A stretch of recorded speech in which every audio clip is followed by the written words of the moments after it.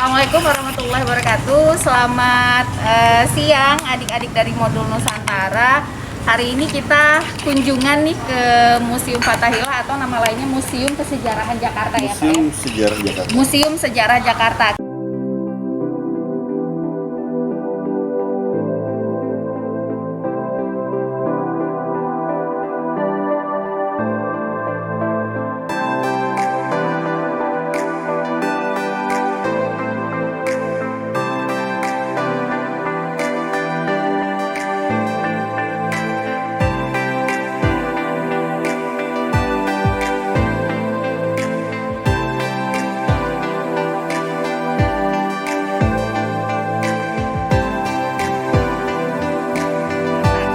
Sudah bertemu dengan salah satu pengurus dari Museum Fathahillah. Mungkin boleh memperkenalkan diri dulu Pak, nama dan di sini sebagai apa? Baik, Assalamualaikum warahmatullahi wabarakatuh.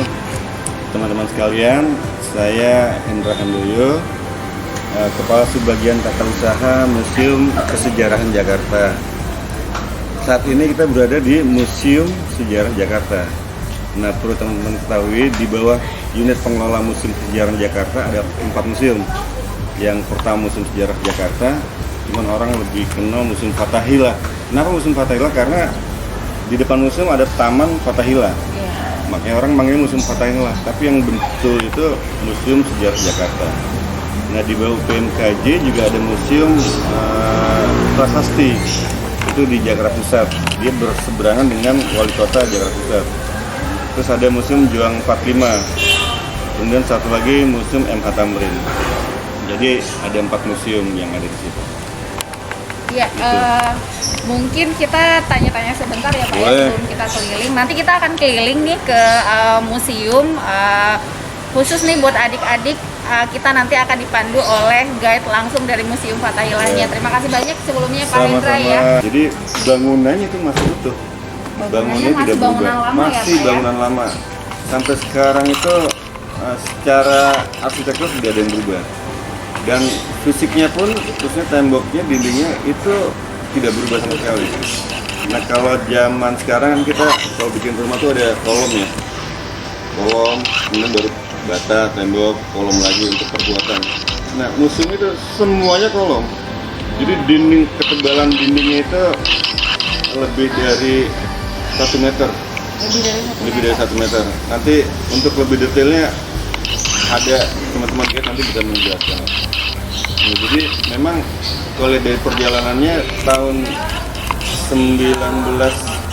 2007, sebelum 2007 mungkin teman-teman kalau ada yang pernah kesini Musta itu pasti takut karena memang kondisinya masih rawan, gelap, Dan akhirnya serem ya Pak ya? serem juga. Saya pernah kesini tuh 2009 kalau nggak salah. 2009. Iya, kayaknya tuh masih agak-agak serem gitu. Agak sedikit ya. Iya. Nah, saya kerja di sini tahun 98-99.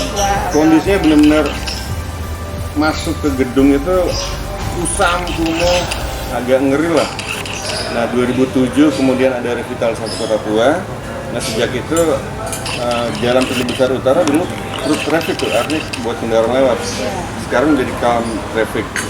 Jadi untuk pedestrian lah. Nah, sejak saat itu sampai sekarang perlahan Pemprov DKI Jakarta melakukan pembenahan dan lebih nyaman lah sekarang. Lebih ramah ya. Iya, ramah Lebih serem lingkungan. ya. Betul. Makanya teman-teman perlu datang ke Museum Sejarah, main-main. Terus nanti di museum ini ada bagian-bagian apa aja nih kira-kira? Nah, yang membedakan kita pada tahun 2014-2015, sebelum 2014 dan 2015, tata pamer kita lebih banyak furniture yang dipajang. Nah, kemudian kita melakukan revitalisasi tata pamer, semua dirubah berdasarkan periode. Nah, jadi sekarang tidak hanya furniture yang bisa dilihat, tapi ada beberapa koleksi yang lainnya yang kita tampilkan, termasuk IT juga kita tampilkan. Jadi augmented reality sudah kita pasang, kemudian ada screen dengan touch screen yang dari jauh itu nanti bisa dilihat lah. Jadi sentuhan teknologi sudah kita masukkan dan itu belum apa-apa sih. Nah tahun berikutnya juga kita akan terus tingkatkan IT untuk biar menjadi daya tarik teman-teman lah. Sekarang kan serba IT ya. Iya betul. Instagramable gitu. Jadi Digital ya semuanya ya. Digital. Nah ini karena pandemi anggaran kita udah hampir dipotong setengahnya lah. Kita lebih memprioritaskan untuk penanganan korban COVID. Mudah-mudahan kita juga berdoa nih mudah-mudahan tahun depan COVID mulai melandai, kemudian ekonomi masyarakat juga mulai meningkat, jadi kehidupan kita sudah mulai normal, maka segala inovasi terkait khususnya di museum ya, untuk meningkatkan teknologi, kemudian mengembangkan itu bisa berjalan normal dan teman-teman bisa datang ke sini atau kalau misalkan datang ke sini ada ide, nggak apa-apa sampaikan, kita terbuka lah.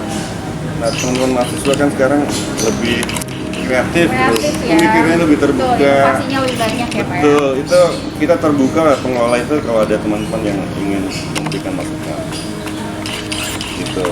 Ya, terima kasih nih Pak untuk wawancara awalnya. Kami izin keliling museum. Ya, melihat silakan. Bagaimana museum sejarah Jakarta sekarang. Dan kita akan sampaikan nih ke adik-adik dari seluruh Nusantara. Sekali lagi terima kasih Pak untuk wawancara singkat kita. Oke, adik-adik semuanya kita langsung jalan-jalan ke Museum Fathahillah atau Museum Sejarah Jakarta. Sampai jumpa di dalam. Di sana prasejarah, terus masa klasik Hindu-Buddha sebelah sana. Nah ini yang panjangnya sungainya itu ada di sana tuh 6.122 panjang tombak atau sekitar 12 kilo ya. Yang sekarang sungai namanya Sungai Bekasi. Dulu Bagasasi, sekarang mengenalnya orang-orang Sungai Bekasi seperti itu ya.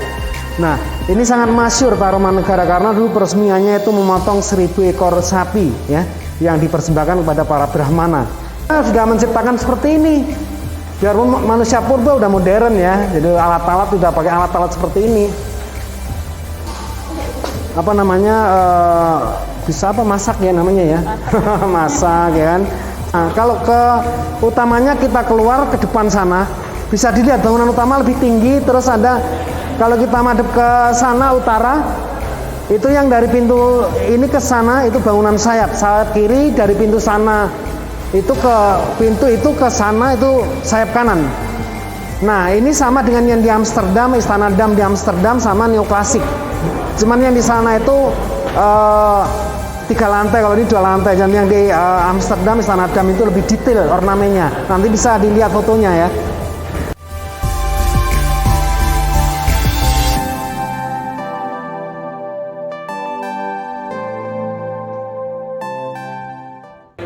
Nah kita di lantai 2, tepatnya di ruang Solomon ini ya. Kenapa namanya ruang Solomon?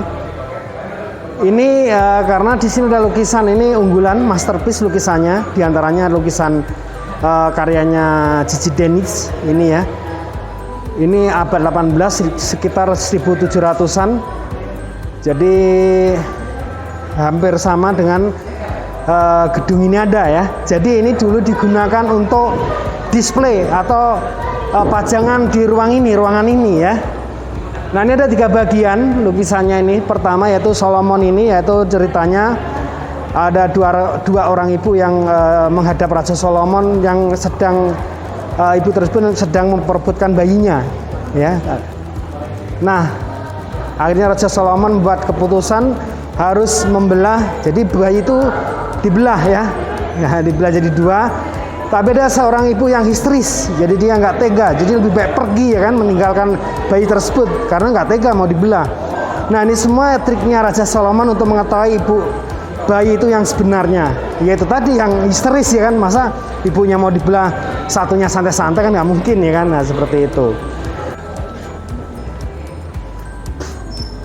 Nah kita sekarang di ruang balkon. Ini dulu ruang balkon ini digunakan para hakim ya dan Gubernur Jenderal Belanda untuk melihat dan untuk mengendalikan proses eksekusi hukuman mati di sini ya. Jadi tepatnya di pelataran depan ini sebelah kiri itu tempat untuk eksekusi mati. Ya ada tembak, ada gantung, ada pancung. Tapi banyak kan milih dipancung ya. Nah itu. Nah Kalau ke depan, dari depan atau dari belakang ada kubah, di atas itu ada lonceng. Kalau udah bunyi 3 kali itu tanda bahwa mau ada yang dieksekusi mati. Nah itu eksekusi mati itu ada lonceng itu kalau udah bunyi seperti itu masyarakat umum boleh melihat. Jadi ditonton untuk umum. Nah, seperti itu. Dan ini dulu masyarakat Batavia itu bisa mengambil air bersih depan situ. Masyarakat Batavia. Nah, Glodok itu karena banyak etnis Tionghoa ya, Chinese ya di sana ya, jadi nggak bisa ngomong grojok-grojok. Air itu grojok-grojok, ngomong biasanya glodok-glodok ya kan, jadi namanya glodok, ada yang bilang gitu ya. Nah ini cerita nanti ada bisa nonton pedang untuk mancung, pedang keadilan, tapi yang di display replikanya, yang aslinya disimpan di storage. Iya, tapi ukuran panjang itu sama semua, dibuat sama, tapi yang asli disimpan. Nggak dipajang karena dia udah berapa kali, mungkin 100 kali untuk menggal ya. Kan? Oke. Terus kalau awal-awalnya itu pedagang lebih ke barter ya, karena dulu belum jarang lah ada uang matawi ya, jadi nggak tertentu aja. Kalau misal Batavia ini pakai uang, kalau di luarnya mungkin ya jarang yang itu. Karena di Eropa itu termasuk Belanda itu belakang gereja lama itu makam. Nah di sana itu yang dimakamkan yaitu 18 gubernur jenderal Belanda seperti itu.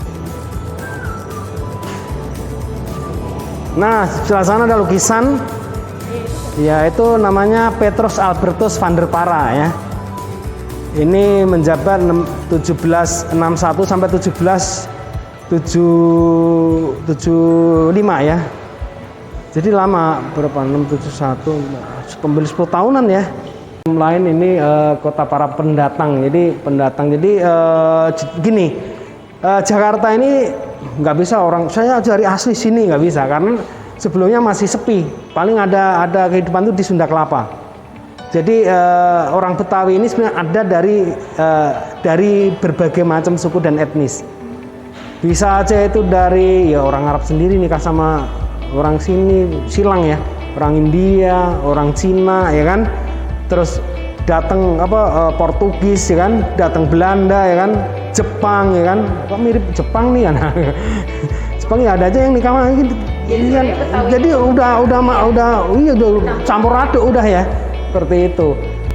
Dan ini ada meja kursi, ada box bayi. Ini properti memang yang dulu pernah digunakan di sini. Lemari ya kan, ini pernah digunakan di sini. Yang kayak itu ya India, model India sebenarnya India. Kantor Gubernur Daendels ruangan ini. Gubernur apa Pak? Daendels, Gubernur Inggris, jenderal ya. Inggris tapi ya. Nah itu pernah berkantor di ruang ini. Daendels. Ini mejanya sama tanpa sambungan. Ini agak besar. Ini agak besar mejanya. Jadi ini angkat orang 5 nggak kuat karena gede sekali ya. Kakinya gede sekali.